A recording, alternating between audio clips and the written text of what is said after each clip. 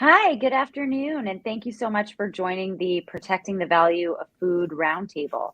The discussion today will be focused on navigating and taking action on wasted food regulations, where we are on federal and statewide levels, and where we need to go from here. I was hoping we could start with some brief introductions. I'm Deena Shanker, a food reporter at Bloomberg.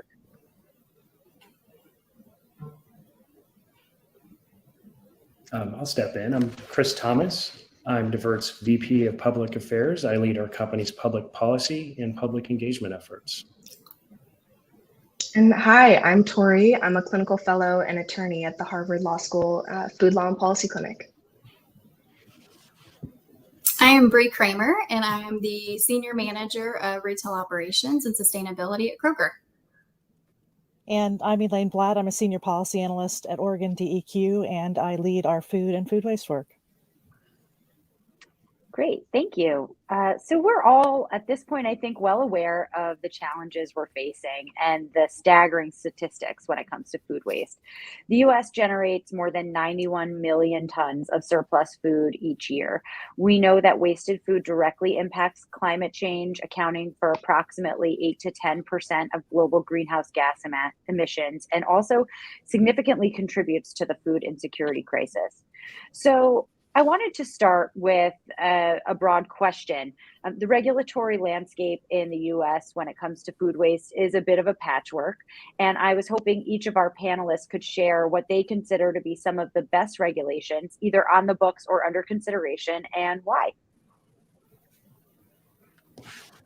I can pop in.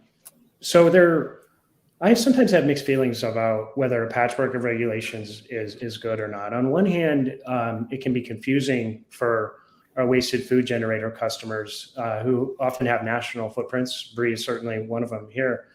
It can be confusing because they have to learn how to comply with very different laws in multiple states. On the other hand, one of the nice things about having 50 different states and the District of Columbia, and of course, a number of cities and counties around the United States have also tried out new food waste laws, is that each of them sort of serve as a learning laboratory for us, on the practice side, for our customers, on the waste generator side, and for regulators to really iron out best practices for wasted food diversion and really try out what novel processes are going to best help communities and businesses address the problem. So sometimes having a patchwork of policies can be good because we try and we learn new things. We try, fail, we try something else, and we get better.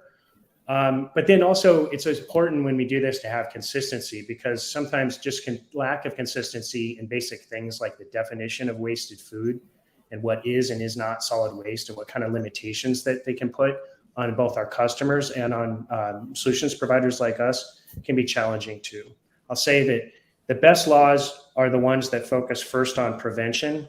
It's so important first to focus on prevention. Diversion is important, but that's the last step. Landfill diversion is important, but it's the last step in the process. And we should be focusing on our energies into prevention and things like source reduction and food donation first, before we then focus on landfill diversion. And so the best laws in a lot of states do focus on prevention as well as diversion, but those are the best laws that really address the heart of the issue first. Do you have an example of a good law that is focused on prevention that's effective at it?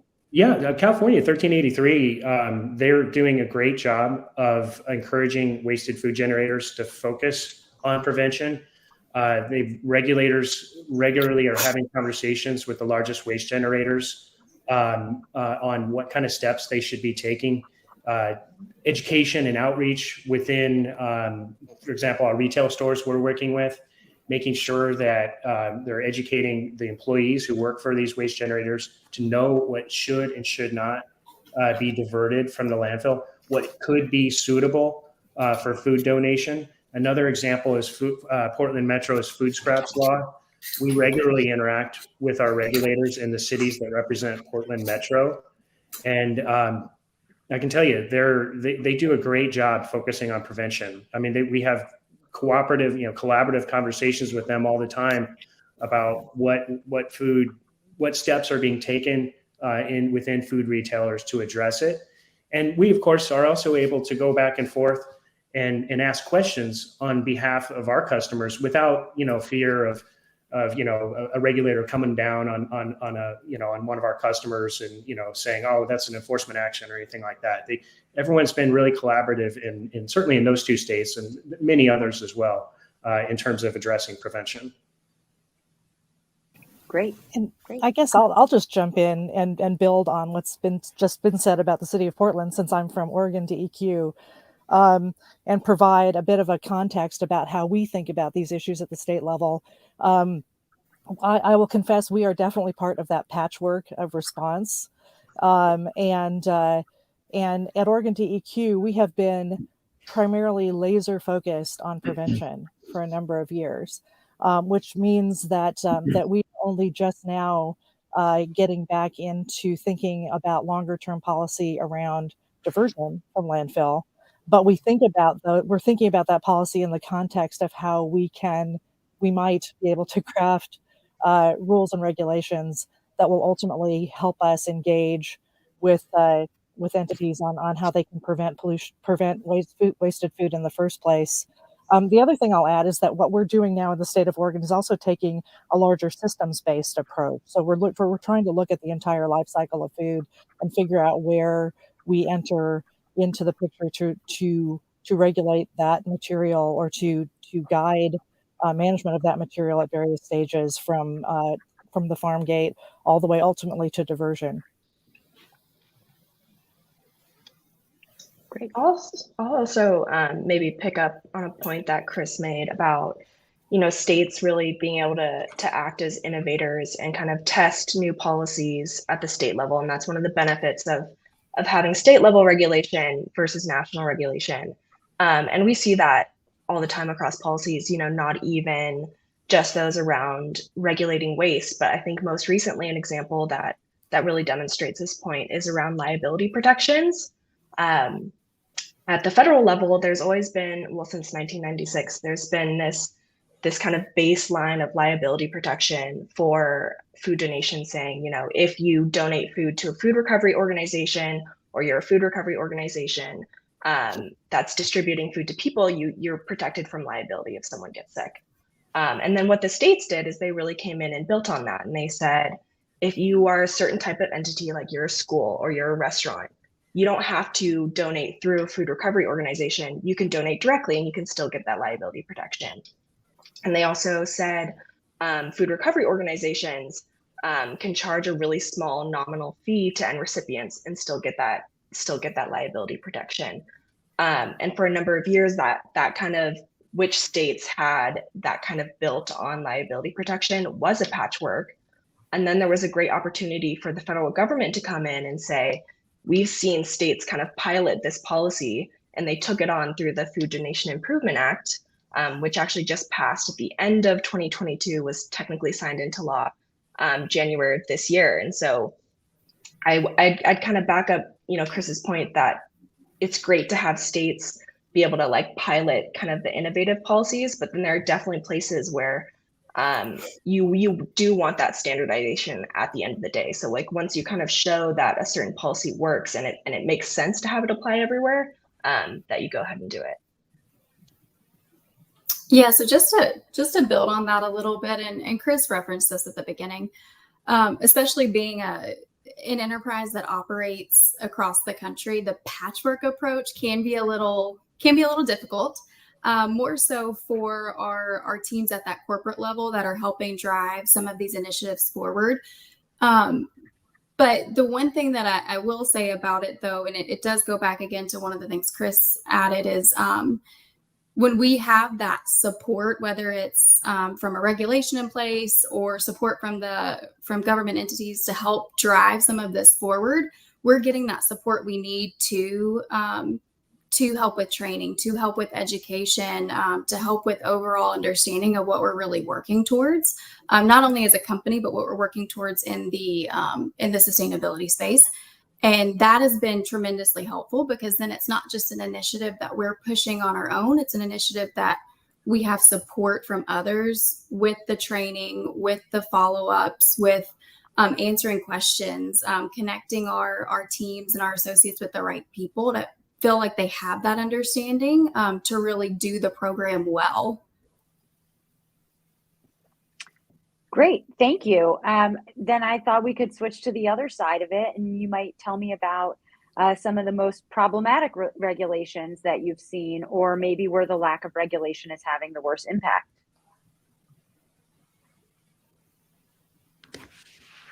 I can weigh in there.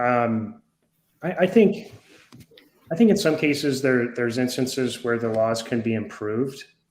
And I think there's instances where the regulators perhaps didn't anticipate how slowly the law would actually trigger some of the largest waste generators to need to comply. In many cases, the laws are written for large, initially, at least in early years, for large commercial waste generators of wasted food.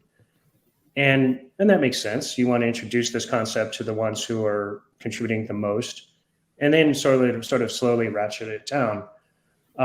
That's a good approach, but I think that at the same time, these regulators have realized, or I think they made an assumption that existing composting infrastructure, for example, at certain local jurisdictions, would be sufficient to address the large amount of tonnage that's going to be coming in, or that has been coming in some cases, into the waste streams of these jurisdictions. And so what they've had to do is exempt large swaths of jurisdictions or specific commercial businesses from needing to comply. And the reason is because when you're focusing on large commercial food waste, it's very different from a residential situation. When I'm at home, I compost. I have the food waste that doesn't get eaten in our household. It goes out into our bin, and it's mixed in with all the large green waste, the yard waste, the branches from the trees, and all the things that we pick up, from mowing the lawn and everything. And that's food waste is a small component of overall green waste, and that's sufficient for composting operations because it's got a lower moisture content. You're not introducing contaminants such as packaging or any other thing that happens to go in or happens to be thrown away with the food. But at a commercial level, composting is not always the best solution for large amounts of commercial wasted food. It has a high moisture content. It's like 80 or 90% water, which is the makeup of food. And that's not the best situation for the process that composting would be introducing to that wasted food material. And as I said before, you have contaminants that can make their way in from restaurants, or in some cases, the retail stores we work with, the packaging that gets thrown into these bins.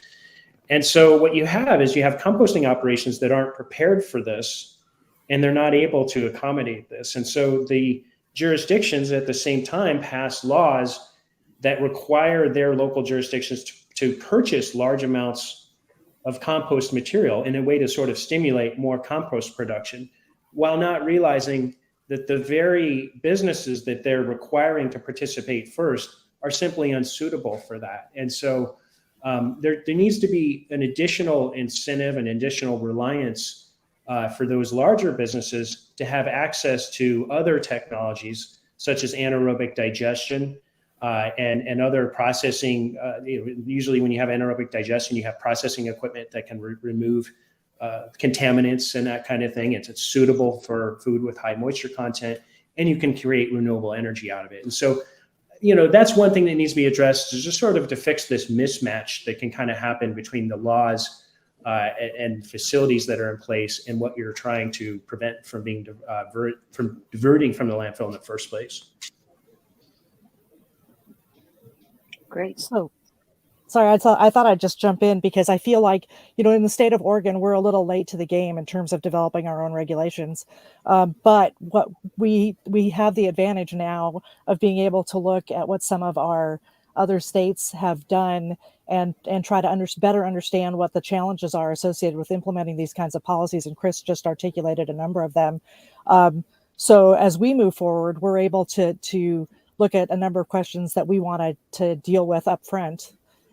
Things like developing markets and developing infrastructure and figuring out how we can implement regulations that don't put such a heavy burden on localities that they're all scrambling to comply.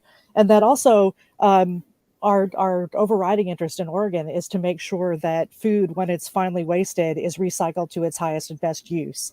And so we want to we really do want to concentrate on realizing the value of that wasted food, either as compost, ideally put back into food production, or as Chris noted, in the case of AD, some renewable energy benefit there. So as we move forward with what we're doing, we're definitely looking to see and get feedback from all kinds of folks about these particular challenges and how we can craft regulation in our state to maybe avoid some of the pitfalls that have been experienced elsewhere.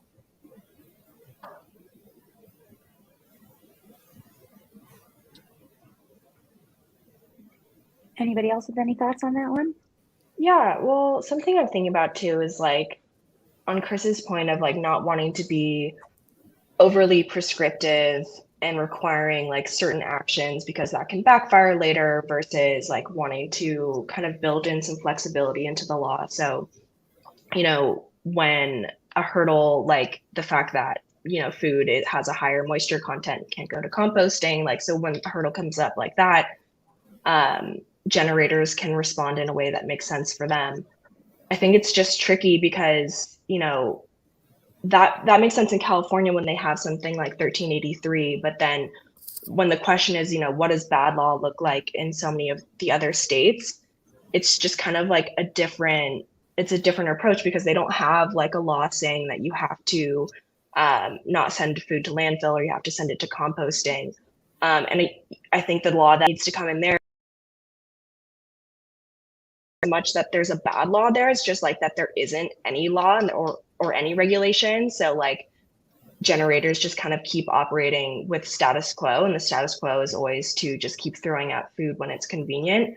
And so in those states when they need that like tiny little push to start acting, how do you build that law to maintain that flexibility, right? Of like ensuring that they're able to change the way food businesses are able to change the way that they're thinking about how they manage food. Without like accidentally creating these hurdles, which we're learning a lot from 1383 on how to do that. But I think it's important to also kind of have some grace for the regulators who are doing it for the first time. Yeah, I think. I was just going to build on what Tori just said. I think it's really important for regulators to not try to pick favorites and not try to pick, one solution over another, because what might be good for one type of waste generator, as I mentioned before, me sitting at home, composting is absolutely going to be the best solution, but it may not be the best solution for every type of waste generator. And so if a law requires a local jurisdiction to have or a waste generator to just use whatever service is offered by a local jurisdiction, well, that might be one's own exclusive contract for hauling, where you have a hauler, for example, who owns a compost operation or owns a landfill and may not be as incentivized to find the highest and best use. And so in some of these unique cases where you have a large commercial waste generator that may not want to or may not be the best solution for the waste that they're producing, to use the local jurisdiction's required service. And so, a little bit of freedom and flexibility and being agnostic to allow for these generators to choose the best service for them that reduces their carbon footprint the most is really, I think, a good best practice that should be implemented. And I'll just jump in on and play off Chris's comments, because one of the things that we're very concerned about here as we look forward to developing our own policy here in the state of Oregon is just the substantial challenge of infrastructure development and market development. And so I think our thinking is that we're going to have to look at a diversity of options just to make sure that we have adequate infrastructure in place and then adequate markets for the end material.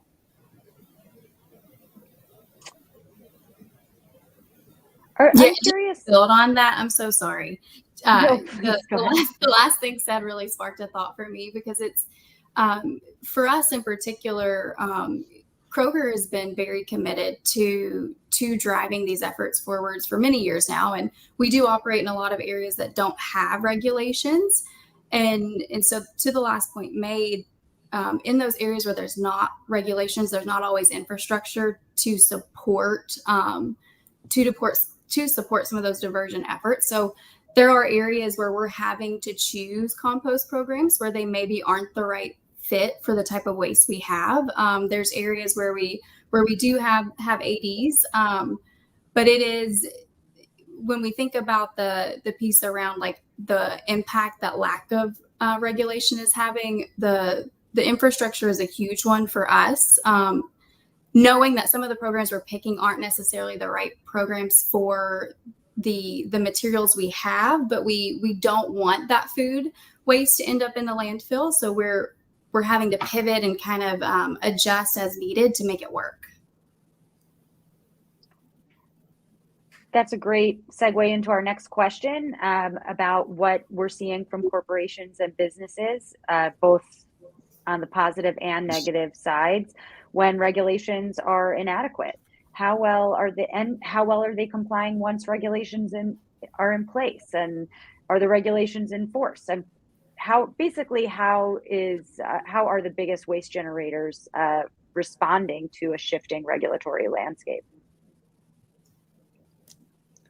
I mentioned before, I've just seen a lot of great collaboration, at least in those places where the regulation exists. There's regulators that recognize this is a novel process.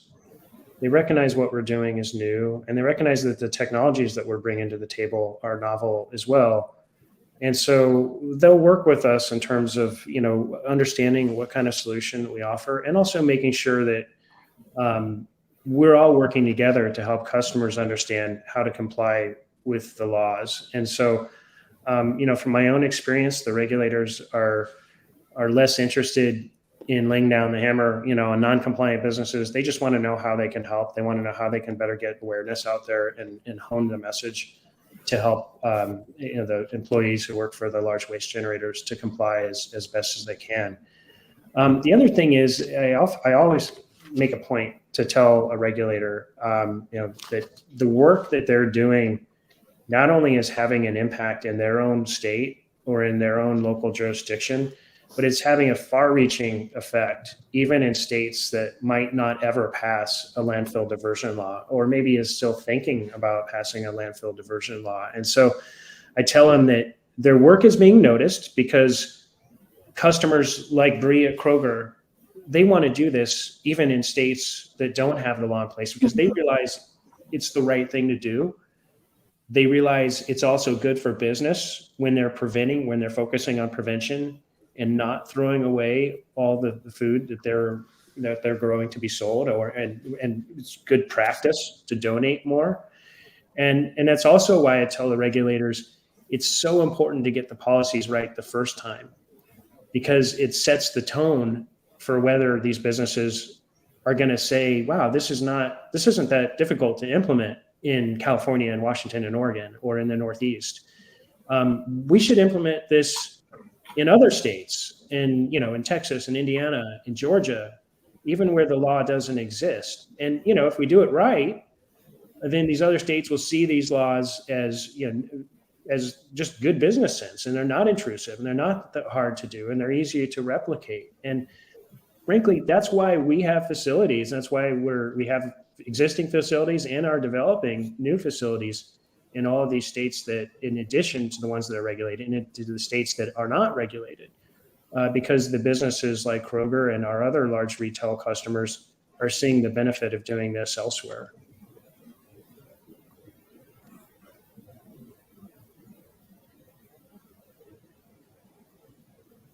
Bri, I'm curious if you're seeing in states and locations where the regulations don't exist, if your competitors see what you're doing and try to copy you or do something similar. Is it contagious? Yeah, so that's a great question. I think any company that is even beginning their journey in this space, but just kind of starting that initial learning of what's happening. Naturally, you're looking around, you're seeing what other retailers are doing, you're seeing what other businesses within your area are doing. And so there are a lot of opportunities for best practice sharing. There's a lot of opportunity for lessons learned sharing as well.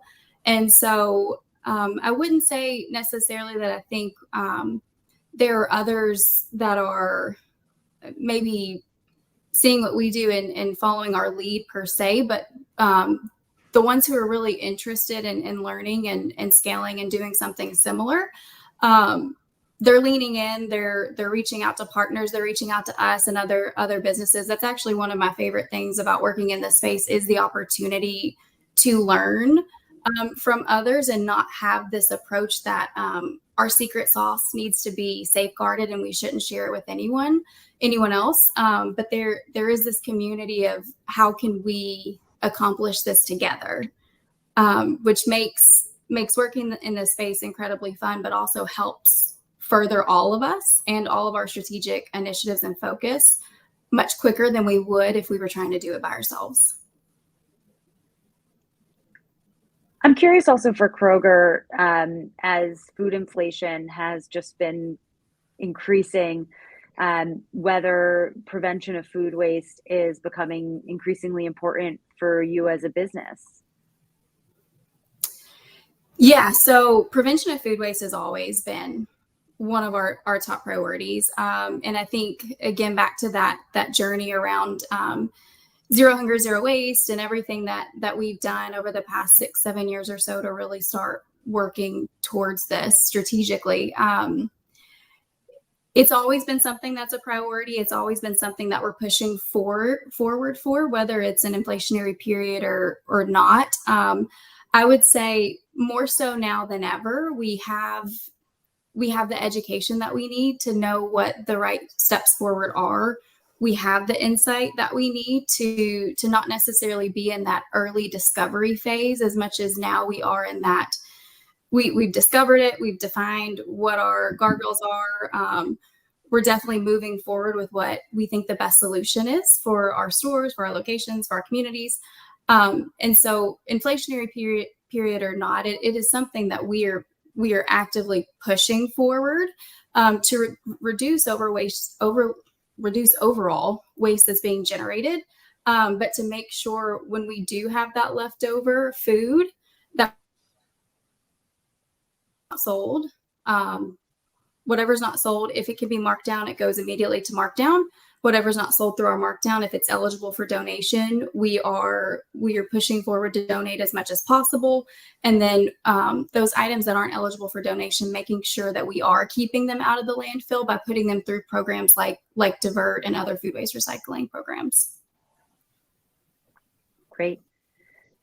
Several of you mentioned food waste prevention policies as being really important, and I was hoping to hear some specifics about what works. What policies have you guys seen that are actually preventing food from going to waste?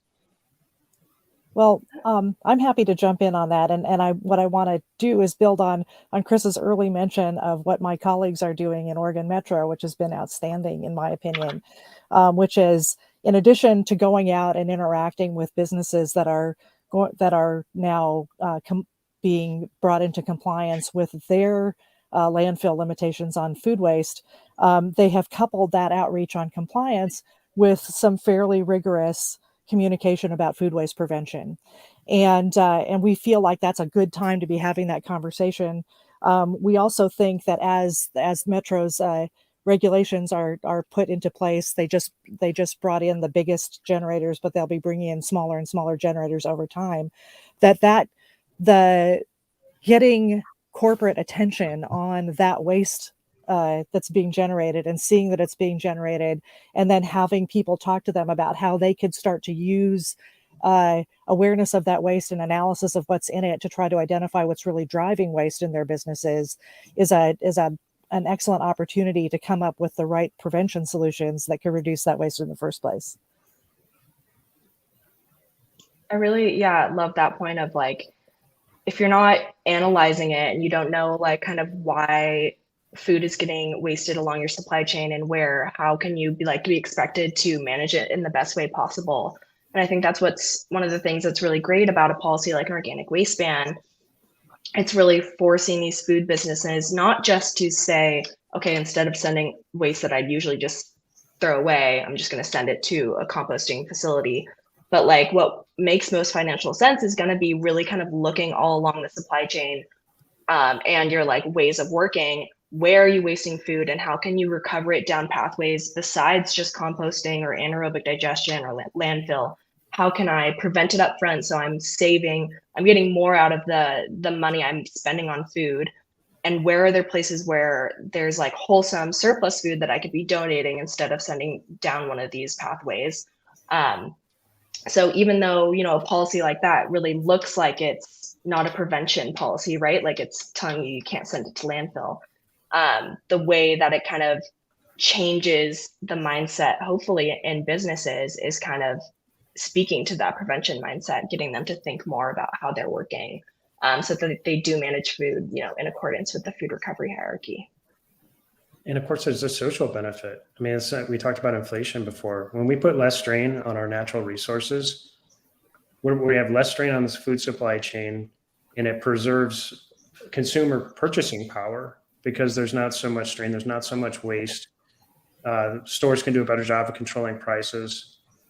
And then, of course, when we're able to donate more, we're able to feed our neighbors in need and, focus more on donation and making sure we're making the best choices around prevention and donation. And again, focusing on that diversion from the landfill being the last step in the process. And so there's just tremendous social benefits in terms of inflation reduction, or at least pricing control, and just the ability to help our neighbors in need. Great. What kinds of unanticipated consequences have you seen from policies or practices around reducing food waste, whether positive or negative?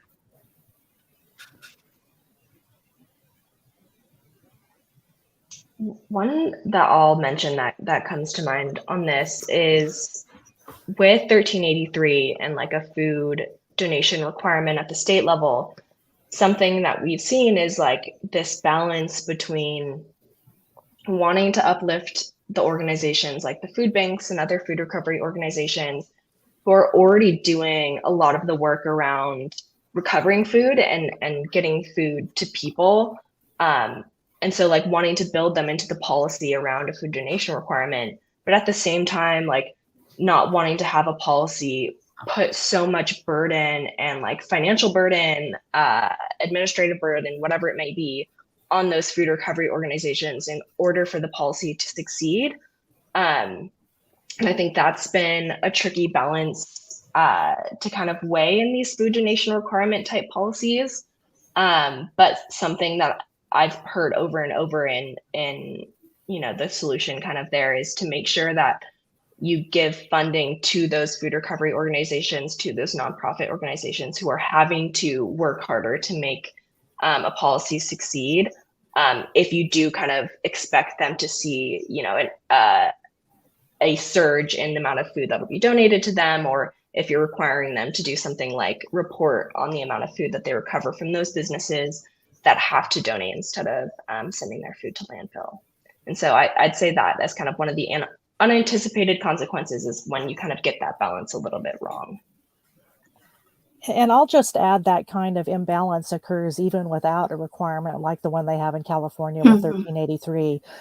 Because when we operate in a climate where people rightfully want to make sure that we're collecting and providing food to food insecure people rather than putting it in landfill, that in and of itself can generate this kind of donation at all costs, which we've seen here in the state of Oregon sometimes results, frankly, in some dumping of food that's culturally inappropriate, for example, or that's quite close to its end of life. And so by the time it hits a food bank, for example, they simply become a waste station for waste. And so in terms of state policy, what we want to try to do is make sure that what we put into place doesn't put burdens on food donation organizations and allows them to focus their resources and their efforts on redistributing really good, nutritious, culturally appropriate food.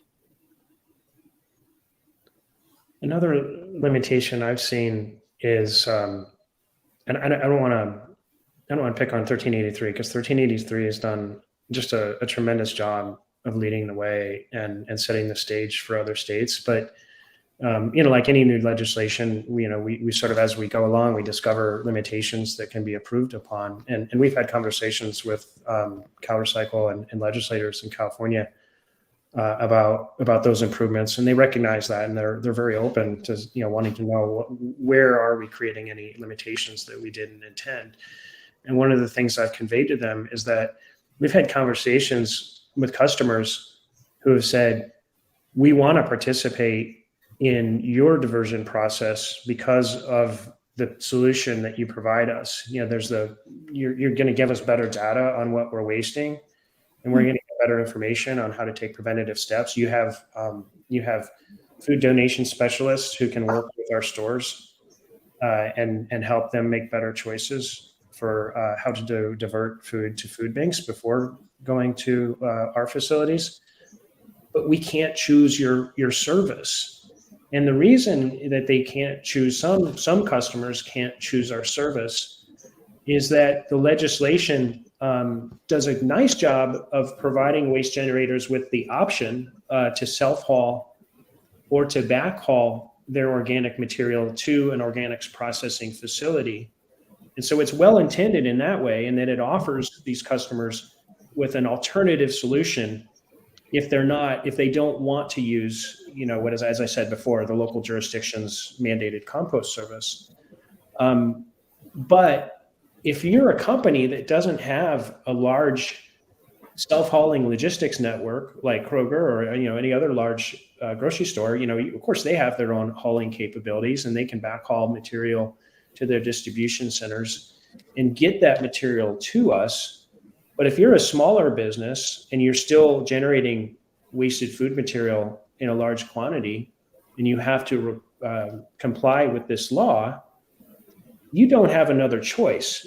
Some small businesses, they're just smaller, they're disadvantaged for different ways. They don't operate their own self-haul or backhaul network. They don't have the logistics to participate. And so, that's a little bit of a detraction, I think, for some businesses that want to participate in a service like ours, but are just looking for clearance, from the government to enable them to do that. They've also told me that in some cases, in some local jurisdictions, they're getting charged for the local service, whether they put any material in that dumpster or not. And so they might say, well, we want to use your service, but we don't want to get charged twice. And so those are, some limitations that, are unanticipated consequences that I think regulators rightly recognize, just need to be tweaked and addressed further. It's interesting. It sounds like from this entire conversation that the regulations need to incorporate some flexibility. And I'm wondering if that's happening and if that's feasible. Something I'll say here too, that we've seen, both in this kind of space about organic waste bans and, more generally in food waste policies that we work on at the clinic, is yes, there needs to be flexibility in the laws that regulators, when a law passes, the regulator then uses that as their authority to act and do X, Y, and Z.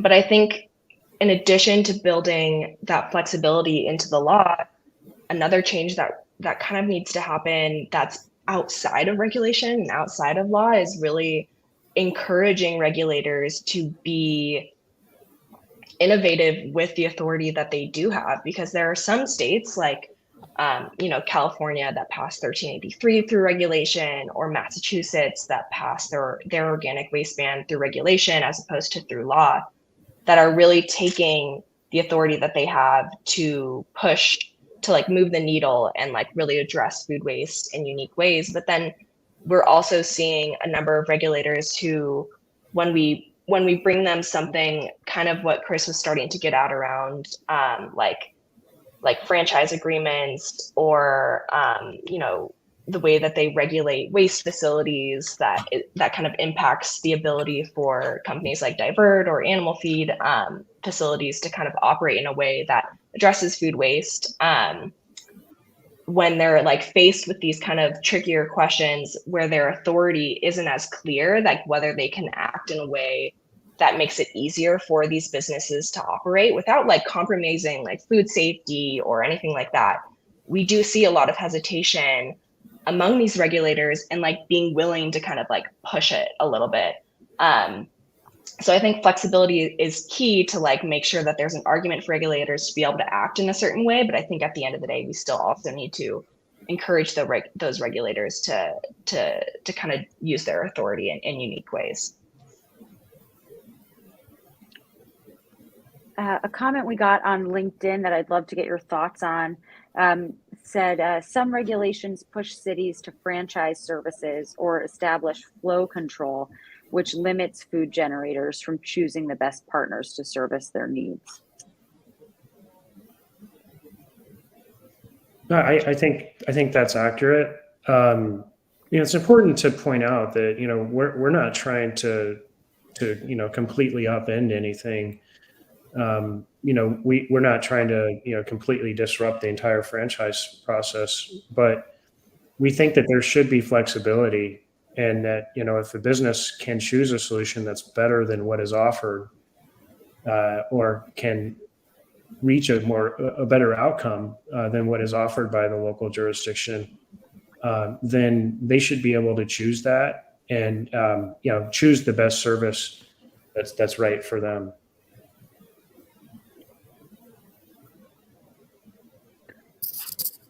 Great.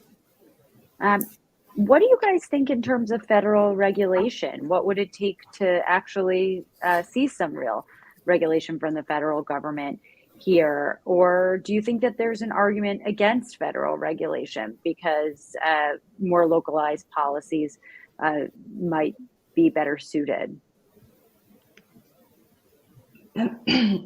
Happy to jump in on this one. So I'll say, the balance of federal versus state really depends on the regulation itself. So when it's something like liability, like the example I started this conversation with, or having standardized regulation of date labels, like it does make sense for the national government to come in and say, here's what the law is, and this applies to all the states.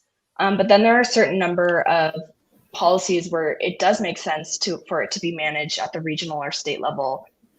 So for example, like an organic waste ban, when the states are the ones who are like have the legal authority to manage waste, it makes sense for them to be the ones who are like implementing something like an organic waste ban, rather than the federal government saying, all of the United States, you can no longer send your food to landfill. Like that would just be a nightmare. Like there's too much nuance that happens at the state level that would not be accounted for.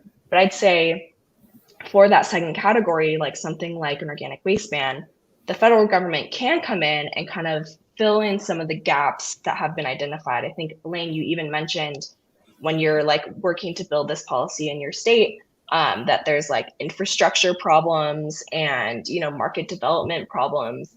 And I think there's a real opportunity for the federal government through something like the Farm Bill to provide some of that like seed funding to fill those infrastructure gaps. So help build out food recovery infrastructure, anaerobic digestion or composting infrastructure. And they did that. They started to do that a little bit in the 2018 Farm Bill. And now that the 2023 Farm Bill is hopefully going to be passed either end of this year or beginning of next year, they can continue to kind of build on that. So I think it's realistic. It has happened in the past, and we're hoping to kind of see it continue this year. Yeah, and I'll say, Tori, I couldn't agree more about the need for some federal resources to help states and localities with some of these big expenses around infrastructure development. And then I'll also add that I think conditions vary from state to state in terms of, and I think those are the kinds of things that make federal intervention across sort of generically across the board a little more challenging. So, for example, here in the state of Oregon,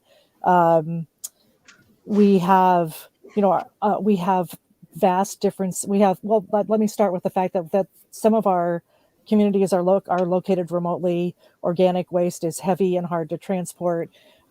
We have, and so, moving that waste to a place where it could be managed can be particularly challenging. We also in the state of Oregon have particular state land use regulations that have an impact on infrastructure development. And so as we think about what policies we might be going forward with, we're cognizant of a whole constellation of things that are somewhat unique to our own state and that we have it's hurdles we have to get over.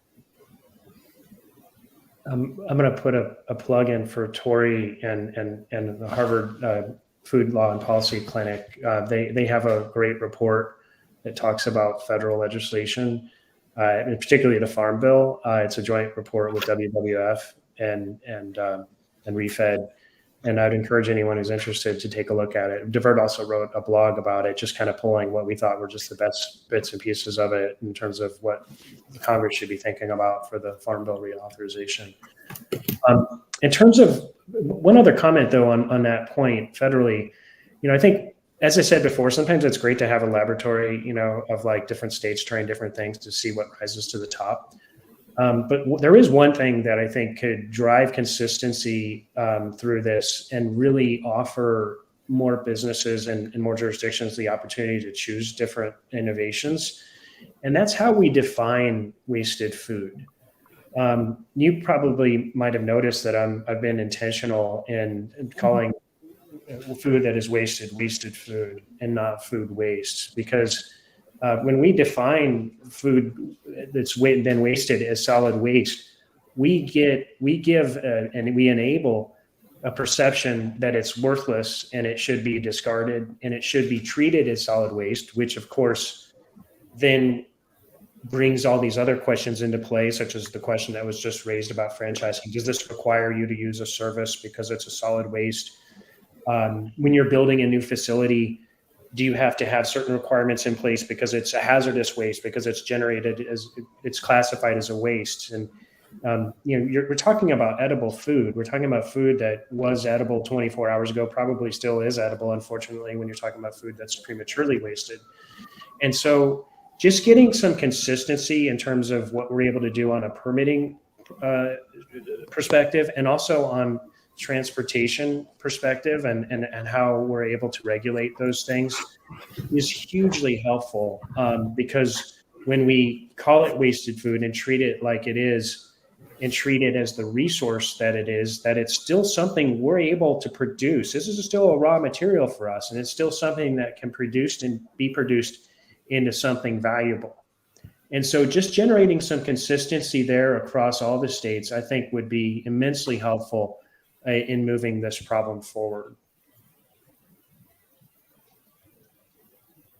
Great. Curious on the federal legislation question, if there are any lobbying efforts underway that you guys are aware of, maybe your companies are part of, or anything along those lines pushing for this?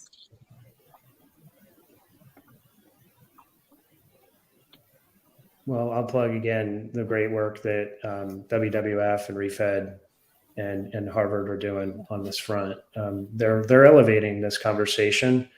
They're making it more visible in the eyes of federal policymakers. We also, on the practice side, we go out of our way to make sure the federal regulators and elected officials are aware of what we're doing. It's important to make sure the local communities are on board, because we're living in their communities and we're doing work in their communities. But we also want to make sure the federal folks are on board. Just last week, we had the great pleasure of hosting Senator Maria Cantwell, who's just been an amazing champion on climate change and addressing wasted food. And she wanted to see the site of a new facility that we're developing in Washington State, in her own state.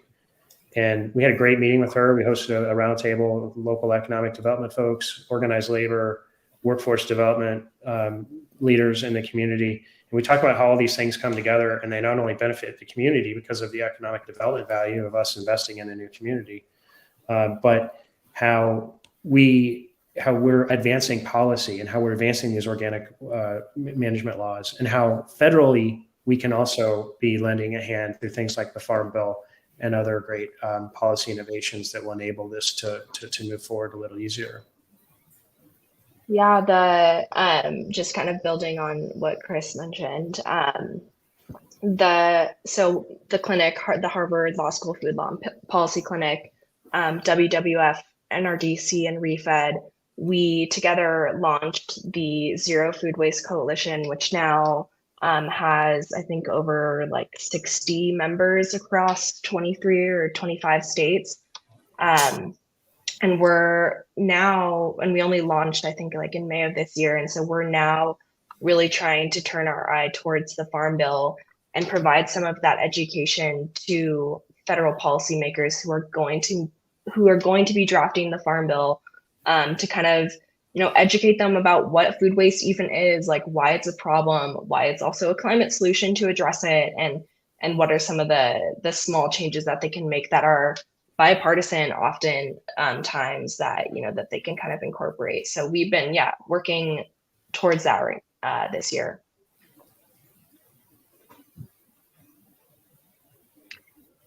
Great. Well, I think we're on our last question here, so the timing seems to be working out.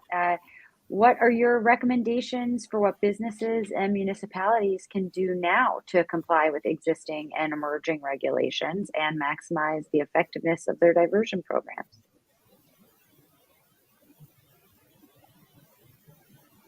So I can start really with more of the effectiveness and maximizing the effectiveness of their diversion program piece. Because of Kroger's emphasis in this space and in reducing overall waste generated for several years now, we have had some lessons learned along the way. We've learned what works. We've learned what doesn't work. But when you think about even driving something like this forward, and you think about, in this example, I'm going to use Kroger size and 500,000, 400,000 associates.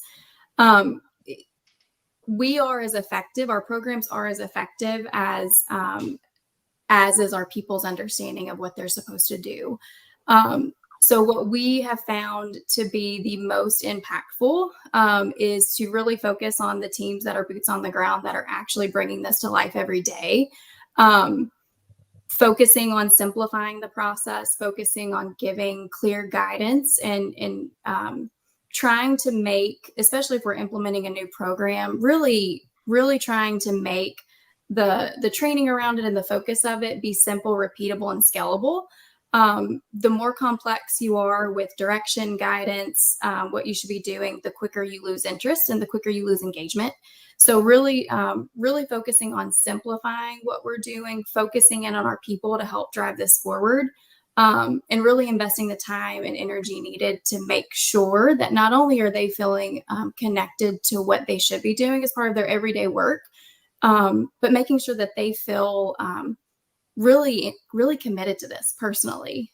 So it goes above and beyond what you should be doing every day as part of your job. It's how do you make this part of something you are also committed to and driving forward for your community and for your planet.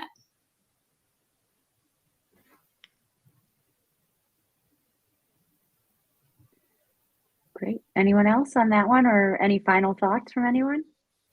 I'll just, as a final thought, for at least from Oregon DEQ, Chris started out by talking about sort of the importance of prevention at the front, and then appropriate management of food waste when it is ultimately generated, and so I would say, one thing that businesses could think about moving forward in areas where there's an absence of regulation around food waste management is actually key in on prevention, because if they can prevent food waste in the first instance, it's going to reduce the amount of waste they have to manage at the back end, and that's going to be a benefit to them.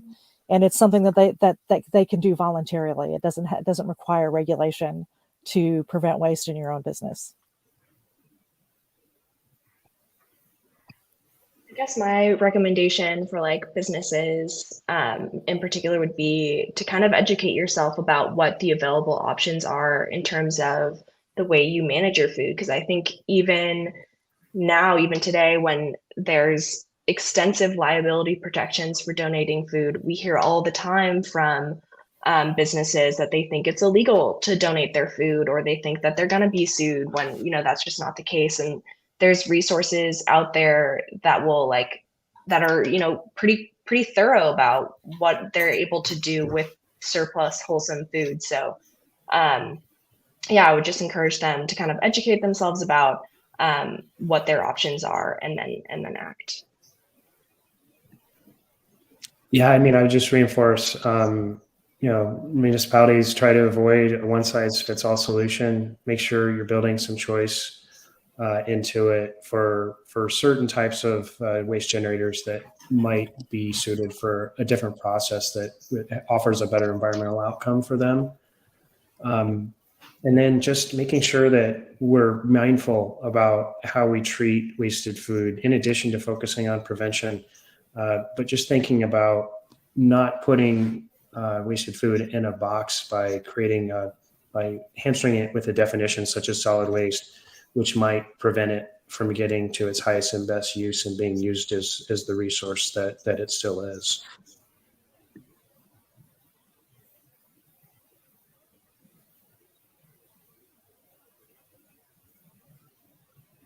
Great.